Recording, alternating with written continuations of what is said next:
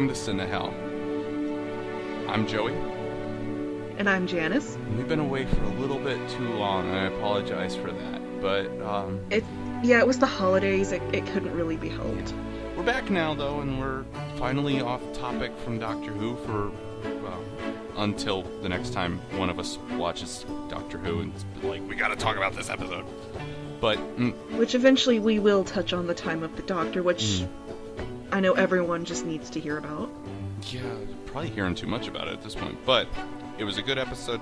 A lot of people haven't had a chance to see it because it was on Christmas Day, so we'll probably hold off on that until it's out on DVD. It doesn't come out until DVD until March. I checked. Yeah, I know, but I figure we can hold out. I mean, there's 50 years of Doctor Who to complain about or talk about if we wanted to. I was about to say, people complain about Doctor Who? Oh, come on, we complain about Doctor Who all the time. Why isn't there more Doctor Who? That's we need more Doctoro! That cape. Although, speaking of Doctor Who, I'm pretty excited because, Dallas has its Sci-Fi Expo, February 8th and 9th, and Sylvester McCoy is, like, the featured guest, and I am more than, like, I am freakishly excited about that. I know, I'm crazy jealous of you. Because we got Sylvester McCoy and Karen, is it Gillian or Gillen? Gillian. Both of them. So it's like nerd paradise on Saturday. But I think the fact that Sylvester McCoy's there is a little apropos for our podcast today, because today we're talking about The Hobbit. Both of the movies that are out so far, because we both... Because we have to wait one more year for the third one. When does that come out? Do we have an exact date for that? Yes, but I actually don't know it off the top of my head. I think it's like December 14th or 15th. Of 14 or 2015? This year. Oh, sweet. That makes sense, because they're doing that... they're all about a year apart. Yeah, and that makes sense, because they're doing the simultaneous filming. Yeah. Which I kind of understood simultaneous filming for stuff like Harry Potter, where you kind of need them to be the right age. Well, they didn't really take a break to find out if Harry Potter 2 was going to do really well before they started number 3. They just jumped right in. Number 3 was horrible. I'm sorry, I hated the third Harry Potter. It's not that I hate the story. I think the story is great. I did not like Alfonso Cuarón's interpretation of Harry Potter.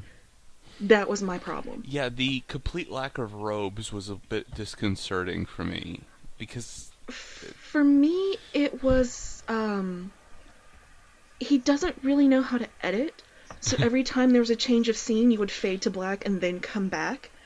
Yeah. And I'm not gonna go off on my... extreme dislike. I completely admit that after a little while in watching that movie, I did start to do the Spaceballs nice dissolve bit. Yeah, that's basically how I felt. Yeah. But today we're going to be talking about some very well-made movies, with both of them under Peter Jackson, right? Peter Jackson so far has done every current Tolkien work, actually. They're very different tones between the book series that is Lord of the Rings and the single, much less dense book that is The Hobbit. And so I was kind of worried that it would basically be like Lord of the Rings for kids. Well, technically The Hobbit is a children's fantasy.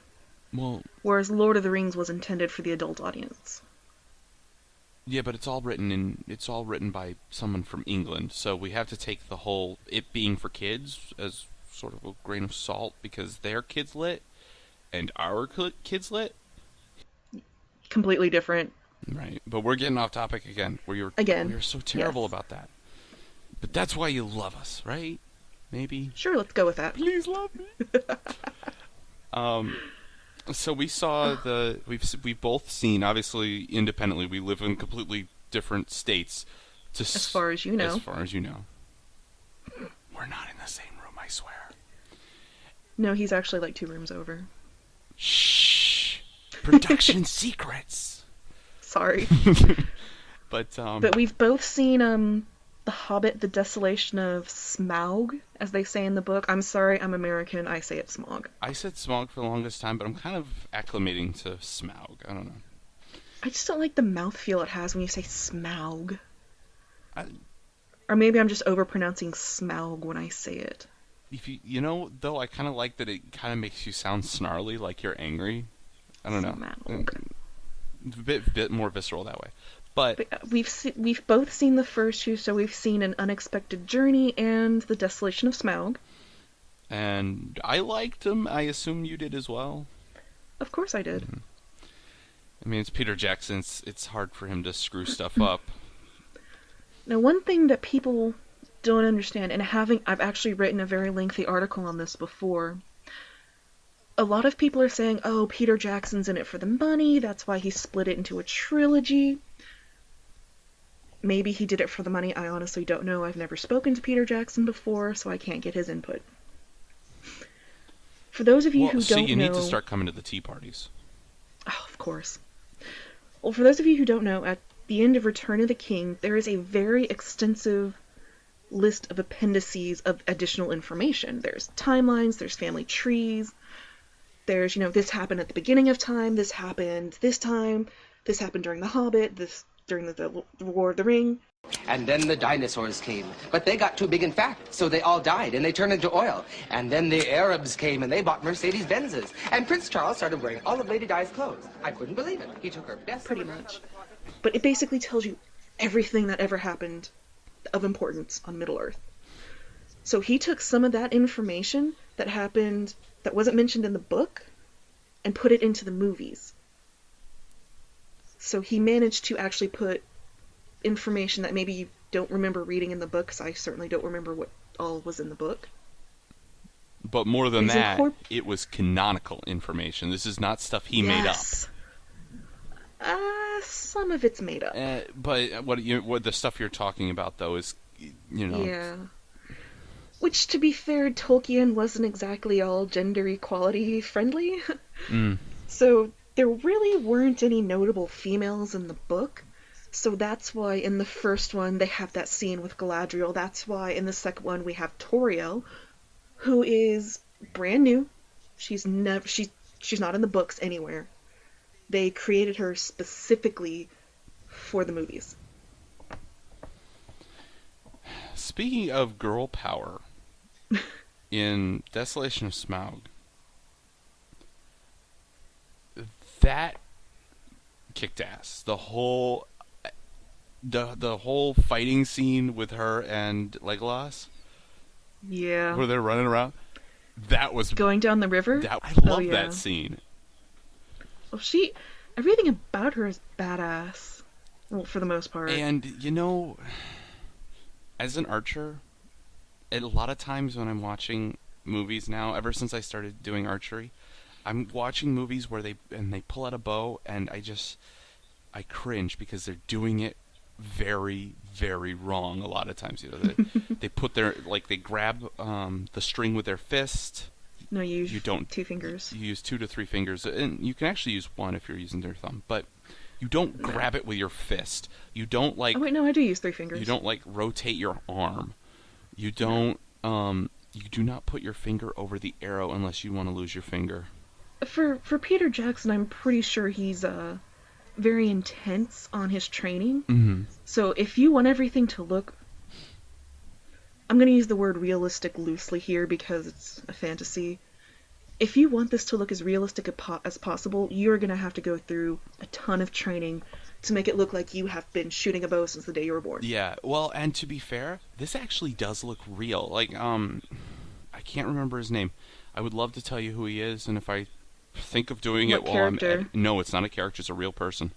If I think of it while I'm editing this podcast, I'll put it up on the YouTube video so that people can see, but I probably won't remember that because I'm dumb. No, you just have ADD. I'm sorry, I was looking at a bird. What? Exactly. So... To be fair, it's a really pretty bird. It is. Not that we're in the same room. So... So there actually is an archer he's legendarily good, or was legendarily good. He passed away not that long ago. the famous video footage of an arrow splitting another arrow that they used in Robin Hood was attributed. Mm-hmm. That was attributed as his shot. Really? Although MythBusters implied that it might have been staged, if there was anybody in the world who could do it, he could do it. Wow, I thought that was just a trick. This is a man. Like a trick shot. Well, I've seen people Robin Hood arrows. That's when you get one arrow embedded into another arrow. I actually watched a guy not that long ago. Splitting it down the middle. Splitting it down the middle is really hard, if even possible. But if there's anybody who could do it, this guy could. When I was watching them do their archery, where they're running around and they're like shooting, they're like spinning around and they're shooting things that are in midair, that's what he looks like. And it didn't look faked. It looked like they were mimicking him. Like when you watch old videos of him, like old home videos of him, he'd have his longbow out and he'd just be running around the yard shooting like coins and stuff that people threw into the air. And that is amazing. And that's exactly what it looked like, firing arrows. And that's basically what the elves look like. Yeah, and it looked real. It looked so damn real. Everything looked good. It didn't look corny. Like a lot of action movies and stuff end up kind of having the Kirk punch kind of corniness. Like it doesn't look like it connected. This, in both of them, in the first one too, in the Unexpected Journey, with a lot of the sword fighting and the axe fighting, it looks real. You get a sense of actual conflict happening, as opposed to a bunch of. There's a famous picture now famous of which is like a still, or not a still, but like a short snippet from one of the Roman movies where they have like a huge army of Romans fighting a huge army from Gaul, and you see the main characters that are running through screaming their heads off and twirling their axes, and everyone around them seems to be milling about and chatting. And without like all the epic music and the fast video that jumps past that scene, you don't notice that everybody seems to be chatting, and like there's a Gaul soldier and a Roman soldier who are holding their arms up with their swords and just chatting, like literally just talking. Oh yeah, I know what you're talking about. Yeah. Nothing ever looked like that. Even the big fight scene that they had with the goblins, they didn't have any. Like, it didn't seem like the goblins were just sort of hanging around waiting for stuff to happen. There was genuine tension. There was. It felt like there was a chase going on. It felt like there was shit actually falling apart around the actors as opposed to all CGI, which it was. So... To be fair, I think Jackson incorporates CGI very well, but he also incorporates the live-action stuff. Mm-hmm. It's not all just CGI, like... I'm going to harp on the new Hercules movie a little bit, even though I know it's just out and you haven't seen it yet. But I have a point, I promise. In Peter Jackson's films, the CGI is believable. When they use green screens, you cannot tell. You actually think, I don't know if and when they use it, but you can't tell if it's CGI or not half the time. Well, I went and saw the new Hercules movie, and whoever was in charge of the CGI... just quit. Were they a fan of Jar Jar style? Well, it was like they would be riding horses, and you could tell they were not actually on a horse, they were on a dummy horse. And you could tell that was actually not the sky behind them, it looked like a sheet. I hate when that happens. It just... And this is a big budget film. Well, I assume it's a big budget. Well, actually no, because it was shot in like the Ukraine, and most of the actors were Ukrainian. Or Bulgarian, I'm sorry. So it wasn't that big of a budget. It's the Ukraine on a risk board. It's good enough. Okay, so I shouldn't be harping on it that much, but... No, I mean, it's fair to harp. There've been some... If your biggest name is Kellen Lutz, who's going to be famous for being Emmett Cullen from Twilight, yeah, you're probably not going to do that well. It was pretty horrible. I just had the revelation that we're in the post-Twilight era. I prefer to think of it as the post-Harry Potter era. Well, that too. But it's kind of like being post-World War I. There's post-World War I, and then there's post-World War II. Yeah, let's just pretend Twilight never happened. Anyway, that's my thing is Peter My Peter eyes Jackson. are burning. Have you seen all the Twilight movies? No, just a few. I have. I haven't seen all of them, thank God. I've seen every single one at least twice. You can't complain. Why would you watch them again? Because you knew what had happened. My best friend, it's her favorite series, book, and film, and there's just no swaying her any different, so... I might be able to see the book. I can kind of get the books. They're romance novels. Romance novels are like that. No, the books are like the most generic, bland... Don't get me started. I can go on a huge long rant about that. I'm just saying, you know, I can kind of get the books because they're romance novels and you can put the damn things down. You can't put a movie down. You're stuck in that theater. Oh, actually, what I did is, I actually went to a marathon, not because I wanted to. I can explain, I was actually given passes to come see it and write about the marathon, so I couldn't really say no. It was for, I believe, Breaking Dawn Part 1, like a midnight showing. I think for the first 3 films, I put my headphones on and just, like, went to sleep with my music going. I had to. There were screaming fangirls all around me. Oh, Lord. Again, off topic, my whole point being, Peter Jackson goes to great effort to make everything look realistic, natural, not completely fake in CGI. And some movies have obvious mistakes. I have yet to see... I've only noticed, I think, a grand total of 2 mistakes in all of his films that I've seen. One of them being in The Fellowship of the Ring, when Aragorn says, "I'm taking you to Rivendell," his bow hits the camera and they just left it in. I had noticed that. I own that movie. I need to watch that again. I mean, yeah, it's quite obvious it hits the camera, because the camera actually shakes a little.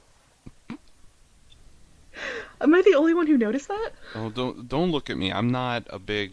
Well, this is where I think we're coming in different, and why it's kind of good that we're both talking about this and have both seen it. You are a fan. You've seen the movies. You remember them. I've seen them, and I don't... I'm aware of the main events, but like I was telling you before the podcast, I can't remember a damn thing about Lord of the Rings without prompting. Oh, I pay attention to little details, to, well, this is from the book, and, this is new, and... Well, normally I would, too, and I'm I watch these, especially books I've read, I watch the rendition, like Jurassic Park, for instance, and just, like, rewatching it. I love the Jurassic Park movie, but rewatching it, I'm, like gritting my teeth in just disgust, like, no, it could have been better. But, and picking out those little details, like, oh, I love that scene, but it could have been better if they'd done it, like, in the book. And since I haven't read the books, maybe that's why, maybe it's because I'm not a big fantasy person, I just can't really get into Lord of the Rings that much, and I found the first 3 movies, I know this is kind of a sinful thing to say, but I found them forgettable. I didn't, I watched them and I'm like, that was a damn good movie.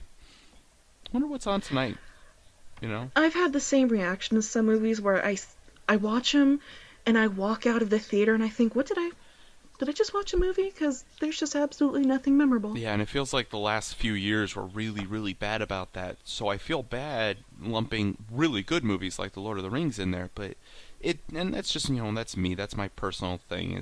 I'm not a big fantasy person, despite my love of Terry Pratchett. Generally, the fantasy universe doesn't grab me, so that's probably the main reason I just can't. And it's like, for me, I can't get into science fiction. Yeah. I have tried, but it's just not my favorite. Yeah, it's just they're different worlds. But exactly. One thing I did notice, or I have noticed anyways, is that, I don't know if long term it's going to be different, but since I watched Desolation of Smaug, I actually remember a lot of what happened in that movie. Not so much the first one. The first one was basically, this is how we got to where we are now. The first one is never exciting. Fellowship of the Ring was not that exciting. That was a boring movie, I'm sorry. The Unexpected Journey was kind of a boring movie.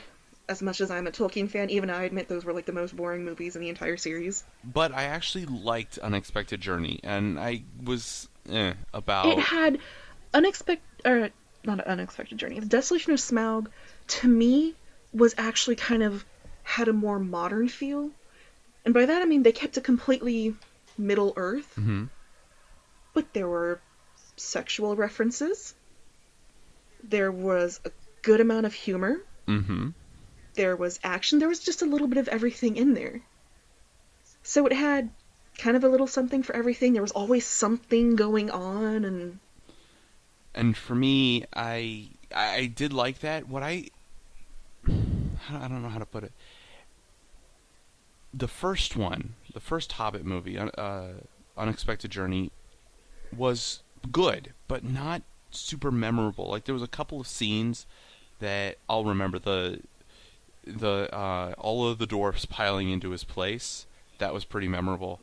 the singing, Yeah, and and anything with Radagast. yes, Radagast. The chase scene with Radagast on his sled thing. That was pretty cool. And then finally the Oaken Shield, the source of The his story name. of... Yes. That was very memorable. And again, really gripping action sequence. Even though I knew it was like this is backstory, there shouldn't be any tension in backstory. You're like, oh well, this is shit that already happened. I know you're alive because you're telling me. But Yeah, for the most part, for me, it was, I just wanted to see how it was adapted. Mhm. But I was bored. I wasn't super bored with it, but I didn't find it memorable in the long run. In the short term, I loved it. I loved it when I was watching it. Just I got out of the theater yeah. and I went, huh. I think a big thing for me was Peter Jackson introduced... It was either brand new or very rarely done. He brought in the high frame rate 3D. Mm-hmm. A normal frame rate is 24 frames per second. This one was 48 frames per second. The first time I watched The Hobbit I did it purely because I wanted to see what high frame rate was like. And it was just... It just seemed like everything went a little bit faster. That was it. Well, it depends what you're doing. I'm a big computer gamer, and if you talk to a computer gamer and you tell them 24 frames per second, they will go "Ugh," and tell you how horrible that is. Because when you're playing computer games nowadays with graphics so intense and realism so important to gameplay, frame rate has become a big issue where you do actually want the screen to refresh. Like, I think 60 is the industry average, but some people refresh their screen at 120 times per second.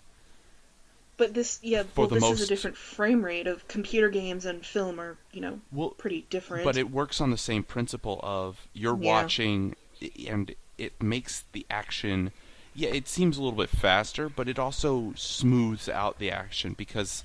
Oh, it was very smooth. Because your eye is subtly noticing at 24 and 30, even up to 30 frames per second, your eye subtly notices. Subtly notices that there's like skipping or slowness, so it feels a little jerky, even though you're not like it's not standing out to you like a broken DVD kind of effect, but you can tell that there's some. It's not super fluid. The 3D doesn't feel as realistic. When you raise the frame rate, just like on a computer, you remove some of the jaggedness to the action. This is true. And for the CGI, it's a huge bonus because just like CGI in a video game, the frame rate speeding up means that everything blurs a little bit to your eye, and blurring it removes that black line, the thing that we always see that tells us Jar Jar Binks ain't really there. I mean, what you're saying is right, because I watched The Hobbit multiple times, because I saw it in high frame rate, and then I saw it at regular frame rate, and there's actually not much of a difference. For me, it was there would be certain scenes where I noticed things would be going a little faster, things seemed a little bit more fluid. Mm-hmm. But beyond that, it was basically the same. Yeah. There were only a couple instances where you're like, oh, hey, this is slightly different. Oh, hey, this looks a little bit different. Yeah, it's not as big a deal for the movies as it is for video games. But for high usage of CGI like they have, I can see where it is a benefit because like it smooths stuff. It makes it a little bit easier on our eyes, especially in 3D. On the topic of CGI, well, it's not quite CGI, motion capture. The use of high frame rate in The Desolation of Smaug, I think, was brilliant and beautiful. Mm-hmm. I mean, in the scene alone, when they're in the Lonely Mountain, every time Smaug moves, he's this giant dragon, and you know he's capable of such high amounts of destruction. But when you watch it in the high frame rate, he just moves so gracefully and so elegantly. I'm sorry, that was... He looked a little cartoonish for me. That's not how I pictured Smaug in the books. Mm-hmm. But just everything about how he moved, how he talked, it was perfect. All right, well, let's talk a little bit about motion capture, because that's a hot button, again, in both video games and movies right now. We've got stuff like Avatar coming out, which pioneered motion capturing for, alien effects and monster effects. You know they're doing, 2 sequels to that, right? Yeah, I know. Yeah. And in video games, motion capture, after they did Avatar, basically everybody in video games went, well, all we're doing right now is motion capturing arms and legs and stuff. And they go, well, holy crap, we could do it with a face? If you ever want to laugh your butt off, look up motion capture outtakes from L.A. Noire, because it's hilarious. They only motion captured facial expression without capturing any of the physical motions that the actors were doing. So you get these hilarious moments where the guy... And it was all motion captured in real time while they're doing their dialogue. So it's hilarious. You'll see the guy reading his dialogue lines, and it'll be like... You'll see the two characters sitting in their car in the CGI world, and the real actors talking with the little dots all over their faces in the sound booth. And the guy in the sound booth will sneeze, and all you get is this guy, the CGI figure's mouth open huge, just sitting there going, like, I need to look this up sometime. It's hilarious because he doesn't like I'm sneezing, but I'm too cool to move my neck. It's like I'm a fire in my lasers kind of thing. Oh my god. But they started to notice that, and so this year a video game came out, and I'm not going to get into there's a lot of talk about this game online because of some behind the scenes bullshit going on with it, but it's called Beyond Two Souls. I'm not big on video games in general, so... But you may have heard of this or seen it because they advertised it like a movie. Nope. I can't... Who did they motion capture? I'm sorry, I need to look that up because I've totally forgotten. Well, while you're looking that up, funny story... Well, it's not funny. Interesting fact about The Hobbit in general is everyone knows Benedict Cumberbatch is the necromancer and that he's the voice of Smaug. Which, if you don't know who Benedict Cumberbatch is, come out from under your rock, go watch Sherlock. We're done. Go watch Star Trek. Sherlock. And Star Trek. And there's a bunch of other stuff he's been in, but, The Fifth Estate as well. Anyway, he did not want to be his characters to be completely CGI'd. He did the motion capture for the Necromancer, well, basically only in The Hobbit, because that's the only time you see a man shape. Because in The Desolation of Smaug, he's basically like a giant cloud. And I have actually seen this. I can't remember how I found it or where I found it, but there's actually, little GIFs and videos of him doing the motion capture of Smaug. I thought it was just a rumor, I thought it was a joke, but I have seen it, I am a believer. Yeah, okay. And it's basically him, sliding around on a table and being all dragony. I know, and it's awesome. It is. It's funny, too. What they're doing with it, it is funny to watch, but it gives a realism. Exactly, that's what I was saying. His movements are elegant and... real. Beautiful. Yeah. And this is what I was talking about. When they came out with Beyond Two Souls earlier in the year than the Hobbit movie came out. And as a gamer, any gamer in the world, we were all watching this game coming out, which is basically, I found the name, I'm sorry, I'm terrible with names. It's basically an Ellen Page simulator. Oh, I remember it now. Yeah. It looks like her. It's insane. Like, I've watched... Yeah, I haven't seen that. You should have told me it was a couple years old. I have seen it. I thought it was a movie. And she does a voice in there, I believe? She's the main character. Yeah. And she did all of the motion capture, so you are literally you're playing as Ellen Page. And there's a bunch of shit going on because they modeled her nipples and for the naked model, and it's really stuff she wasn't cool with. I could have gone my entire life without knowing about her nipples. She didn't let them do the dots. They added, some perv in their visual effects department added it to the 3D model. But it's creepy stuff because there's no point for that to be there. You never see that in the game. Oh, good. But, it's just weird, creepy stuff that happened with the game. But beyond all of the controversy surrounding it, everybody was watching because this was going to be the test for the new video game systems of PlayStation 4 and the Xbox One kind of graphics. Can they handle turning motion capture into real people? And it's insane. They look so good. You see Ellen Page, you see Willem Dafoe. There's several people, and it really looks like them. You would not... And I'm traumatized. You would know that you're traumatized? I'll explain in a moment. Are you looking up pictures? No. Okay. No. Again, finish, and then I'll explain in as best as I can. Okay. So, long story short, I've seen Beyond Two Souls. I played a little bit of it. It's good. And the graphics are insane. So good that when you watch it on YouTube and stuff, you really can't get the gist of it because YouTube doesn't go high enough res. It looks amazing. And so when I was going into Desolation of Smaug, I wanted it to look that good. And I was blown away at how much better it was. Especially on Smaug. I never, at any point in the movie, sitting in that theater, never, ever thought I'm looking at a CGI dragon. The entire time between the acting of both the dwarves and whatnot, and Smaug himself, and the visual effects, the way they made the fluid motion of him wandering along the ground, and it's brilliant. The skittery way he climbed walls and stuff. I never lost that precious little bit of me that went, this is real. That part of you that makes a movie go from good to great is the part of you that never gives in to the fact that Superman is just an actor wearing a doofy costume. That never gives in to the fact that Smaug is just an actor crawling on the floor with dots all over him. Mm-hmm.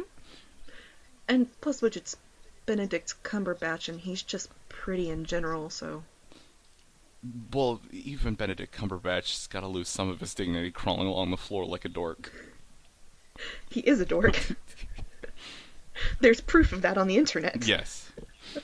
Alright, but I'm just saying, the motion capture, this is the year of motion capture, it really is. Everybody's talking about it. Right after Avatar, 3D, that was, motion capture. That was the thing. They tried to make motion capture the thing, but 3D was the thing. Now, 3D's fad is gone, and motion capture is in, and they did it perfectly. They are defining it.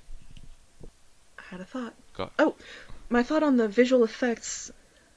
It's going to be nominated for an Oscar. However, I think they're going to do the same thing they did with Lord of the Rings, is they'll be nominated, then denied, then nominated, then denied, and then come time for There and Back Again, it's just going to sweep the categories. Probably. Because, Return of the King was nominated for, 17, and it tied the record at winning, I think, 11? Or it was, the second place, or... This is crazy. But, yeah, it's all arranged that way now. Peter Jackson, he deserves every award he gets. Mm-hmm. I believe he's one of those directors that he puts his heart and his soul and his everything. He dedicates himself to this project so deeply that if it's not done to his level of perfection, it's not good enough. And I think the fans agree. I mean, people like me, I haven't read The Hobbit in years, so I was kind of like, The Hobbit. I've gone in, and my love of Tolkien has been renewed because this is such a wonderful visual movie. We can go on and on and on about how good the visuals are. And I think even the casting choices were perfect. That's where I wanted to go with it, because we're running. I mean, we've been talking. We're running long again. Yeah, I just wanted to, get to the other key facet of the movie, which is the actors. The amazing acting. Yes. And we've got, we're focusing on the dwarves, which I like. The dwarves crack. Because I have to mention one scene really quick that had me laughing really hard, and I know it's like a horrible reason to be laughing, is beginning of the movie, they see the giant bear and they're running from it. This is before they realize, it's their friend. Mm-hmm. And you see, I forgot his name. Who's the really fat dwarf? I don't. Bomber? I don't even ask me. I can't remember any of their names except Oak and Shield. I can only tell who Feely, Keely. Oh, you're beating me already. I don't remember any of the dwarves' Feely names. and Keely are like the big ones. Everyone knows who Feely and Keely are, because they're the hot ones apparently. I did not need to know that. I'm sorry. I'm all about Thorin. He's the prettiest. I think it's Bomber. It's like he falls and he's running behind, but then he sees the giant bear, and you see this close-up of Gandalf and the dwarves running, and all of a sudden, here comes Bomber, fattest little dwarf, beating everybody. I don't know why, but that just made me laugh so hard. Yeah, that was one of the best scenes. And again, really, you get engrossed with those action sequences. He does it so well. The cast, the whole dwarf cast is great. I can't think of a bad dwarf. Some of the elves I could do without. Honestly,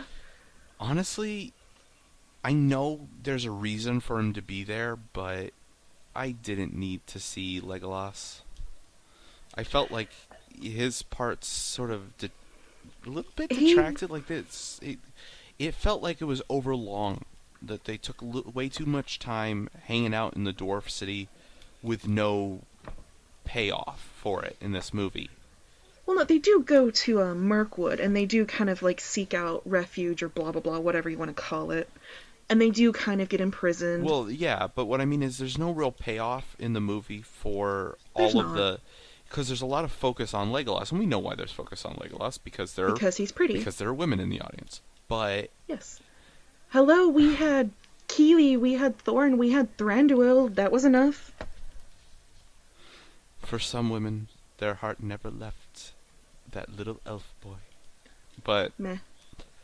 I just felt like they didn't really pay off his involvement. He didn't give them a major word of wisdom or something. They kind of played him as the romantic character in this one, where he has his few scenes where he's, the old Legolas from Lord of the Rings, where he fights and he's good with his bow and he has awesome moves. But for the most part, it was just kind of this little romantic tension between him and Toriel. Can we just admit that the only woman for him is Gimli? Yes. Yes, we can. I mean, there's no question. They're soulmates. Yes, they are. Gimli's the only dwarf to go to the Grey Havens. Hmm? After the War of the Ring, Gimli and Legolas were lifelong friends, quote unquote, if you want to call it that. No, this is actually true. I know. They were lifelong friends, and somehow Legolas developed an obsession with the sea. He built a boat, and he sailed to the Grey Havens, and he took Gimli with him. On a boat built for two. Pretty much. Yeah. So, yeah, I mean, and that's the thing. There's always been not outright sexual tension between Legolas and Gimli, but there was always kind of Legolas was never a sexual character in the Lord of the Rings. He's not even in the Hobbit. He's just kind of there. There's more sexuality between Keely and Toriel, where he's like, do you want to check my pants? Maybe I got something in there. And she's like, or maybe you have nothing. I liked Which that. props, See, props tutorial. that worked. That worked. I liked their scenes. It was a little corny, but I liked it. It added the humor that it needed. Yes, it did, and it added just some of the relief, not necessarily humorous relief. It wasn't comedy relief, but it was just sort of a relief from the tension of the movie. But Which, I gotta say, a good source of the tension was actually Legolas's father, Thranduil. Mm-hmm. He is a big player in The Hobbit because I don't want to say he's an antagonist, but he kind of is towards the dwarves. He's just a jerk. I mean, he's kind of like the bully character in Disney movies. As they had it in The Hobbit, the elves turned their back on the dwarves in their time of need, so the dwarves and the elves have tension. And that plays up in this one, which you'll kind of see in the third one, where everyone gets killed. Spoiler. Well, actually, it's not a spoiler. The book's been out for, over 50 years. But they kept that tension when he's, I guess, interrogating Thorin. And I have to admit, another amazing scene, which this is a great use of CGI, is Thorin says, "Where were you when the dragons fire?" And Thorin says, "Don't speak to me of dragon fire." And you see his face kind of fade into this scarred, disgusting mask. I love that. And then it goes back to normal. That made me want to know his story. I don't know if that's actually true. If he ever was affected by a dragon's fire. Well, one assumes that in the movie verse he was. True, but now I'm kind of curious. Well, you think he faked it? In the movie verse? I never know. No, I don't know if elves can do that, but I like that. I like the revelation that the elves aren't always so pretty. I thought that was pretty cool, like that they're masking how ugly they are. I like that if they are ugly at all. Well, in traditional English lore, like old English lore, elves actually are horrible. Not necessarily ugly, but like twisted. They're and terrible evil people. And it kind of comes through in their face, kind of like think Emperor Palpatine. Like they're twisted by their evil. Yeah. Kind of thing, and they're mean and vicious and unpleasant looking, but they mask it with magic. They use a glamour on people to make people think they're beautiful. And so seeing that play out in Lord of the Rings in the movies that made me smile, because I'm more of a fan of the actual mythology than of a lot of these fantasy worlds. So seeing that kind of thing play out, and since that is the impetus, that's the source of Tolkien's inspiration, was those old stories. I like that they included that in the movie, even if it's not canonical to the books. Actually, you're kind of onto something with the ugliness of the elves. If you recall, there's a scene where he's talking to Toriel, and she says, "You would not want me with your son because I'm a common Sylvan elf and he's, whatever kind of elf he is." Mm-hmm. I forget. There is actually a lot of racism and classism in the elvish world. Like, if you are a Sylvan elf, you are like the lowest elf possible. And Legolas is, I forget what kind of elf he is. He's a different one. I want to say he's a Sindarin elf, and he's the son of a king. The elves... He's a Sontaran? Yes, let's go with that. But they are really harsh on each other. They're just not very nice people in these movies. Like, there are some elves and some people who are genuinely nice. But for the most part, and I just knocked my computer, I'm sorry. It's alright. But yeah, they definitely have racism within their own worlds. Mm-hmm. So, like, the hobbits look down on each other for whoever's poor and whoever's weird, and I don't know, the dwarves probably have something. The men definitely do. Gondor and Rohan hate each other. The elves, too. The Sindarins hate the Sylvans. I don't know if it's ever made clear how many species or races, or whatever you want to call them, there are of sentient It's been beings. made clear. It's been made clear. There's lists. Okay, because I'm not going to go into it because there's a huge... Because I just remember the big... there's like... I've heard people debating what Gollum is. Gollum was a hobbit. Well, He is a hobbit. That's the thing. I've heard people debating that they're like, well, they never stipulate specifically in the book if he's a hobbit or one of a hobbit-like race, such as the blah blah blah or the blah blah blah. And I'm like, what are you? No, they make it perfectly clear. He was a hobbit named Smeagol, who, because of the ring's influence, he turned into an ugly, twisted creature who called himself Gollum because that was the coughing noise he made. Well, I know that part, but apparently from what I was hearing from these people, I don't know. You know me, I don't know these books. But they were saying that in the movie they state that that Smeagol was definitely a hobbit, whereas in the books it's just stated that his name was Smeagol and that he lived in the Shire. Or like a hobbit. He never lived in the Shire. Well, not the Shire. I don't know what they're called. The Hobbit place. Yeah. Hobbit town. But no, he was a hobbit. But they never He had a brother named Deagle. He killed his brother to get the ring. Right. He was a hobbit. Or like a normal-looking hobbit. Okay. Well. Anyways, it's just there's so many freaking races, and there's like the Rohan, and then I don't understand. And then there's races within the races, because like you have your general. There's wizards, dwarves, elves, hobbits, men. Mm-hmm. But then there's things like within that, like there's different kinds of wizards and different elves and probably different dwarves. I've never. Yeah, because there's like amongst the wizards, there's also necromancers. There's also the werebears and other werefolk and. Yeah, there's. I don't know where the Ents fall into all this. Like, there's lots of stuff. The Ents. Oh, I used to know the story of the Ents off the top of my head. Are they a Dryadic race? Is that what they are? They're trees. But what I mean is, are they basically like dryads, or are they just a species of sentient plant? Like, are they supposed to be spirits like the wizards? I'm actually looking this up. They're apparently their own separate race. And they appeared on Middle-earth when the elves came over. And they were created by basically the god of Middle-earth named Eru. E-R-U. I don't know how to pronounce that. And then there's another basically goddess under that, Yavanna. She was, I don't want to say like the mother of nature, but she's basically like the mother nature of Middle-earth. So... yeah. It's all confused. Like I said, this whole thing is The confusing. world of Tolkien is very in-depth. I will give him that. I love that. I love that part of Tolkien, which makes it so hard for me that I don't get into the books. Because I love that kind of deep world building. And it's beyond The Hobbit and Lord of the Rings. There are other books that just delve onto the history of things that happened like a millennia before these ever came into creation. Yeah. It's insane.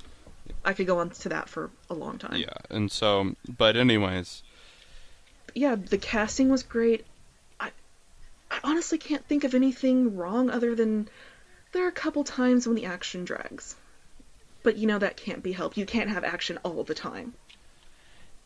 And honestly, even when the action dragged, it felt like, for the most part, with the exception of the time when they were with the elves, it felt like it was still progressing the story, because even though there wasn't a lot of action, you had them like chatting up Stephen Fry, which was oh my god, Stephen Fry.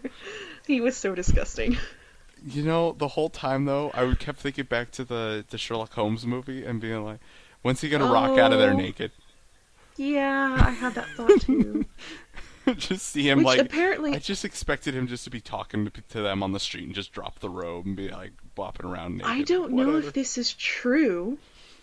But there was always that thing saying that Stephen Colbert had a cameo in one of the Hobbit movies he never specified. Apparently, when Bard runs over to look at that tapestry, the guy who says, "What are you looking for? Can I help you find something?" Apparently that's Stephen Colbert. And then there's two little kids in the background. That's apparently his children. You know what? I could have sworn I recognized the guy who said that, but it was so fast I didn't get a chance to think about it. It might have been. I'll have to rewatch that at some point and try and figure that out. Rumor has it that is Stephen Colbert and his children. I'll have to take a look at that. That would be awesome. Yep. And that's another thing. Like, in the first one, if you remember, the Fellowship of the Ring, when the 4 hobbits get to Bree, there's a man who comes out of the bar, belches, and eats a carrot. That's Peter Jackson as a little cameo. Mhm. He does it again in the first Hobbit. Is they show a man biting into a carrot, and it's so obviously Peter Jackson, but I thought that was a nice little, And I thought that was not cool. quite as on the nose as the cameo in Jaws, where Peter Benchley gives exposition for 2 minutes. No, it's just a brief little flash of there he is, and there he goes. Yeah, that I like that stuff. I gotta rewatch it because I like seeing those little bits. Like, I love the scene in Jurassic Park where you can see the hand reach out to adjust the Velociraptor that's menacing the children. Like a hand reaches off screen, like adjusts its butt. Oh my god, I never saw that. Look it up online. It's amazing, and you will never But unsee it when you watch the movie ever again. I will say this about his cameo. It's a very tasteful cameo. It's not like he's mugging for the screen. It's not like we're trying to make it completely obvious. Here's Peter Jackson in his own film. Yeah. I'm going to harp on Twilight again for a moment. I'm sorry. Stephenie Meyer makes 2 cameos that I can recall off the top of my head. One in the first one, where they flat out use her name. She's in the diner where Bella and her dad are, and they're like, "Here you go, Mrs. Myers," and it's like, Yeah, okay, I obviously. remember that. And then she shows up again in Breaking Dawn at the wedding, and they basically just zoom in on her, like they're showing all the different wedding guests, and it's like, here's Stephenie Meyer! Stan Lee. Stan Lees are comical, though. Not always, but they try. They're just not. Sometimes the jokes fall flat. True, but it's not like he's doing it to say, "Hey, I'm Stan Lee, this is all my stuff, this is all my creation." It's Stan Lee, he's just cool Wasn't like that. there one, though, where there's like, "Hey, Stan Lee, what do you think? Excelsior!" It's like really corny. Yeah, I don't know which one that's... But there is one where he says Excelsior in the movie. I'm like, no, Yes. why? Why did you... No. But it's kind of a parody of himself. Well, he's kind of become that way. But I think that's just kind of his thing, is he does stupid little cameos, and Yeah. I can't believe that man is 91. Jesus Christ, seriously? Yes, that's why he stopped going to a lot of cons. Like, he stopped coming to... He used to come to the Dallas Comic-Con, the big one we have in May, like, all the time. But because he's gotten so up there in age, he rarely goes to cons, like, anywhere now. See, Stan Lee is how you do rich, famous, and old right. Yes. And he pokes fun at himself, because... And plus which, he uses a lot of his comics to, I don't want to say subtly, but that's the only word I can think of. He also teaches lessons in his comics. Like, he's kind of tricking you into learning. Moral lessons. I mean, look at X-Men alone. Can't you Even just if you've only seen the stop movies. being a mutant? Yeah. Again, there's the racism, there's... You didn't say you were a mutant. You never asked. But yeah, he teaches you that. He's even got, homosexual characters, and he has the other characters like, okay, you're gay, big deal. Let's keep fighting the bad guy.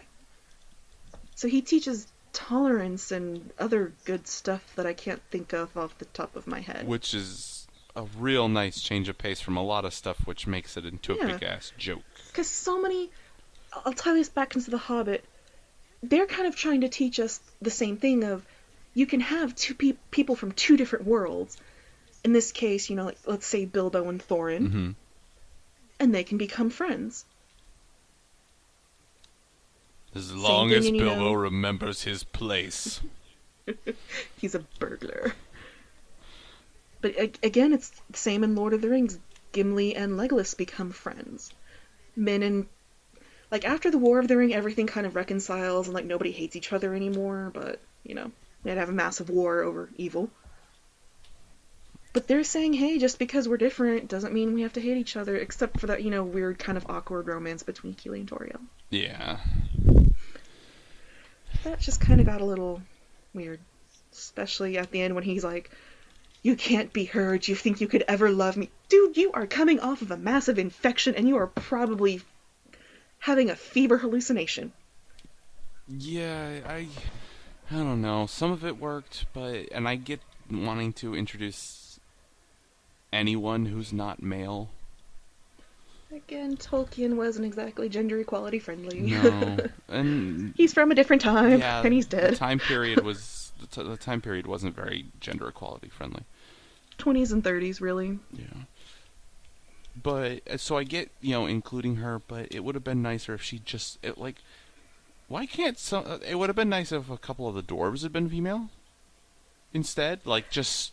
For all we know, some of them are female because, the females and the males look a lot alike. Now, Terry Pratchett, this is a big thing in the Discworld series, and I love how they address it. They say, well, yes, sure, they both have beards and they both wear chainmail, but there's a subtle extra bumpiness to the chest plates they wear. That's kind of how it is in this world, too. So, you look at that and you're like, okay, you can see the chest plate is built to accommodate a slightly different shape. I get that. Yeah. The beard is a little bit nicer trimmed and has little ribbons on the ends. Something like that would have been all I need, and that would have been kind of. Also, that would have been kind of cool. These are not traditional Hollywood sexy girls if you do that either. But it would have worked so well, and they didn't. Well, in An Unexpected Journey, is that even the right name? I think it's Unexpected Journey. Whatever. The first Hobbit movie. They do the men and the women dwarves, they look almost identical, but I could tell them apart because the women would wear softer colors. They'd have more pastels and pinks, girly colors, whereas the men wore, leather vests and darker colors. So they distinguished them, but if you looked at them from just the faces, you probably could not tell them apart. I'd have to take another look because I totally didn't even notice that. I guess I wasn't paying that much attention to that as much as I was to the overarching imagery, because I love the big sweeping. I mean, that's his trademark: big sweeping shots of Norway. Just Norway. They're in New Zealand. Or New Zealand. I'm sorry. It's like Summit Entertainment. They have to constantly remind you, hey, we made Twilight, so there's always some sort of bird's eye shot of a forest in every movie. Yeah. Again, even in Hercules, Summit made it. There was... Oh my god. Again, I'm going to harp on Hercules for a moment. There's the overhead shot of the forest, and then there's basically almost shot by shot them laying together in the forest. That's okay. I was watching with my sister. I told you about this. We watch our terrible monster movies, like the Monster of the Week kind of movies. Sharknado. Like Sharknado, yeah, the Asylum movies, exactly. And we watched, and we put 3 Asylum movies on. We had one playing on a tablet, we had one playing on a laptop, one playing on a TV. Played them all simultaneously, exactly the same opening credits run of a camera on a helicopter, where it's points you can actually see the helicopter's shadow because it's really cheap. On the trees below, it's this helicopter made pan shot over a random rainforest somewhere. And one of those movies takes place in Florida, one of those movies takes place in the Amazon, and one of those movies takes place in Europe. Yeah, because that makes complete sense. A lot of rainforests in Europe. You wouldn't know it. Black Having Forest. been to Europe. Black Forest, actually full of monkeys. Having been to Europe. They keep it well hidden. You wouldn't have noticed. I've been to Germany, too. Well, Germany's in Europe, obviously, but... I've been to Europe and to Germany. I'm an American. I know maps. Hey, I did not say where in Europe I went. I just said I went to Europe. So I'm clarifying that I also went to Germany. Because I went to 6 countries. I know, 6 or 7. but it's such an American thing. It's like, America. I'm an American. I've been to Europe, and I've been to Germany. I've been all Italy. over the world. And yet, ironically, I've never been to Mexico. And it's like a 6-hour drive. I know. For me. The whole time I lived down there, I never did. I have been to Oklahoma by accident. The only reason anybody goes to Oklahoma. No, I made the mistake of taking driving directions from my friend who lives out in West Texas. She said, no, you don't need your GPS, and next thing we know, we're stuck behind some cows at a gas station in Oklahoma. Yeah. Rule number one, if you live in Texas, nobody knows the state well enough. It's too damn big.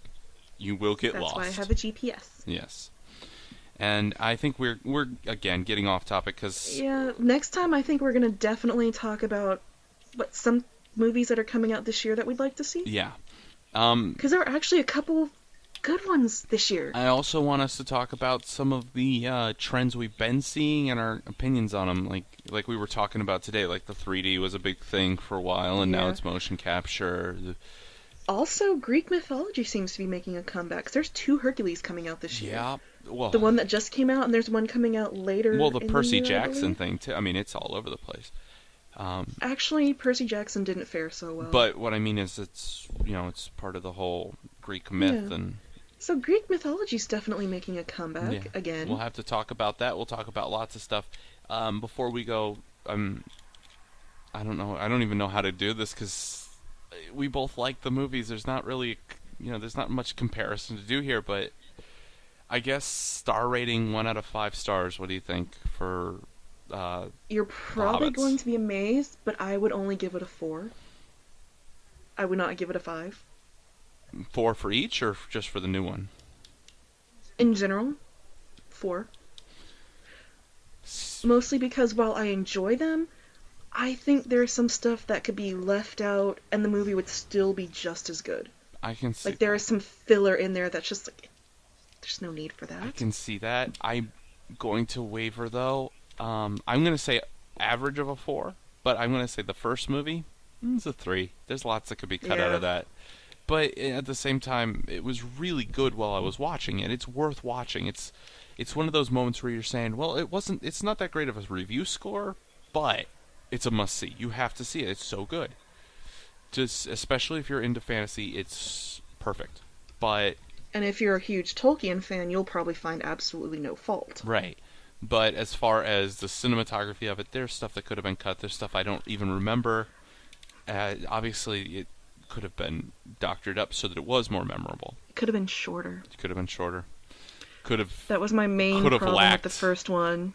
could have done a little bit less corniness with the "get in my belly" goblin. Oh god, the goblins. Oh, I hated that part. It could have been a little bit better with that. But overall, a good one. And the other one, The Desolation of Smaug. Desolation of Smaug. It's more enjoyable. Despite my complaints about it, I'm actually going to give it a 5 because it's up there with what I would consider perfect movies. Movies that didn't drop the ball at any point. Even though I personally could not stand the stuff with the elves, I got bored, I got annoyed.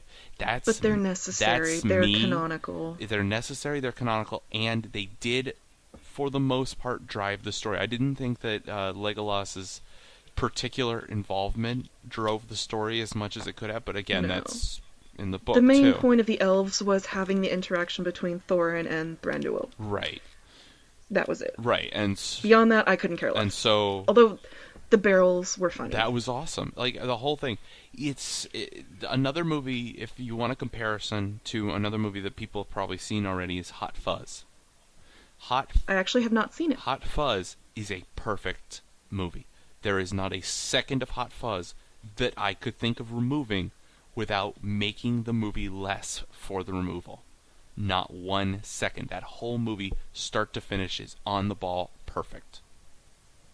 And this is the same thing. It's on the ball, perfect. Every single second of this movie is as true to the book as they can get, while introducing a female lead, while introducing all sorts of cool new action and new dialogue. You've got Radacast, you've got... Well, he not exactly new, but Well, yeah, but I mean, in the first one too, you're introducing wizards and their involvement so that you get a more sweeping and grandiose story. Everything, even though I'm not a huge fan of, I thought Radagast was kind of tacked on because He they're was. like, well, we've got him there with his silly umbrella. Yeah, Radagast. I might as well. Radagast is not even in The Hobbit. He's mentioned. Right. So And remember, they brought him on originally as an understudy for somebody else.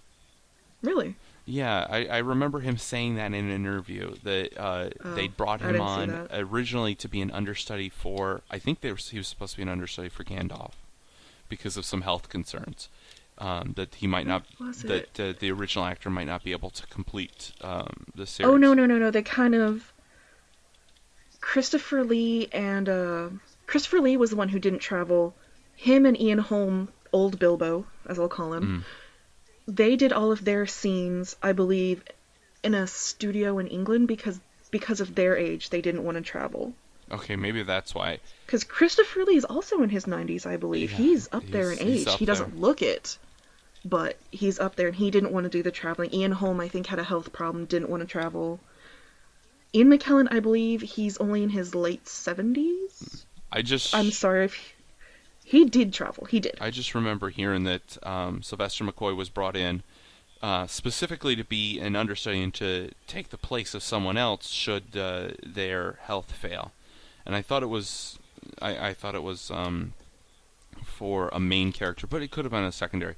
Whatever the point, I think it was secondary. you know, it's Sylvester The thing is, McCoy. You it could cannot have been a not main love character him. because they were already established in Lord of the Rings. So to change it for the Hobbit, that would have been really weird. Because they don't regenerate like Time Lords. Although apparently they can change their form. God, that would have been awesome. Just to watch Gandalf goes, oh, I'm changing, hang on. Throws his arms And he out, turns into Matt Smith. turns into Matt Smith, goes, crap, too young. Does it again. Turns into McCoy. Ah, perfect. Now, where was Although I? while we're on the topic of Doctor Who, apparently there was a rumor that young Bilbo, played by Martin Freeman, Mm-hmm. there rumors that originally David Tennant was offered the role. That's not true. He was offered the role of Thranduil. So David Tennant was almost in The Hobbit. If David Tennant had been in The Hobbit, we already have Watson in The Hobbit. Yep. Watson in the... No. And the Seventh Doctor. That would have... And the Seventh Doctor. Jesus, there's... And Magneto. Magneto. Cerebro. God. Damn you, Magneto. But Why are he you found so out awesome? his girlfriend? Wife? Wife, I think. It was around the time she was pregnant with their child, and he said, no, I want to, be with her. Mm-hmm. So he turned it down. I think they flat out, gave it to him. But again, he said, no, she's pregnant, I need to be with her. He's one of those actors where, at this point in his career, he's so well known that, people are like, please be in our movie, please. I can go off on David Tennant rants, but again, we've gone over our time. We again, have. So. So as I said, you've got 2 4-stars, I've got a 3-star and a 5-star on those. But We've got one more film to go. yeah, we go. But we have to wait till December. And I guess we'll talk about it then when we're getting to the point of bitching and moaning about all the stuff that disappointed us in 2014, and hopefully we won't have the final Hobbit movie on that list. It's a Peter Jackson film. I don't think he could disappoint us, unless he completely screws up the story. Peter Jackson goes, they're not doing the Silmarillion, screw it! Just puts up a sheet of paper I could see him doing the Silmarillion. Oh, well, I was going to say, he's just like, they didn't approve my Silmarillion. Screw them. All end credits written on cardboard. And people would still pay full price to see it. Just have Gandalf hold up a box. Hold up a refrigerator box with all the names scrawled on it in pen. On that note, we will see you next time when we talk about the movies that we are just absolutely dying to see in 2014. And ones that we're either cringing to see or cringed that we did see back in 2013. And the fact that there's 2 Paranormal Activity movies this year. God, no. Don't say that. Hey, the marked ones was the spin-off, which, spoiler alert, it involves time travel. I looked that up. And Paranormal Activity 5 is coming out later in the year. Oh, Lord. Why can't these series die? Because they haven't explained how the demon got to Katie and Christy. Which, ironically, my sister-in-law's name is Christy. How did the demon get to Katie and Christy? Will Jonah confess his love for Alan? Find out next time. Next time on Paranormal Activity. Normally we try and end these podcasts with something deep or at least funny from the show that we'd watched or the movie that we were talking about. But given what happened this weekend, we've decided to end the podcast with a moment of silence in memory of Justin Carmichael, or you might know him as Jew Wario, who was a major figure on That Guy with the Glasses for several years.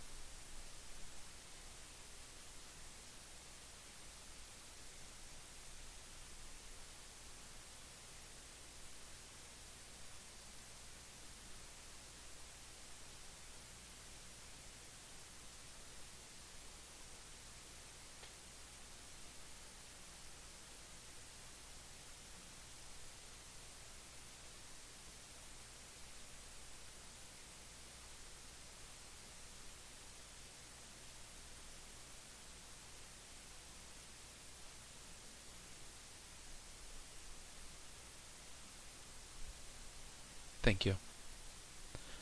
We'll see you hopefully in a week or two.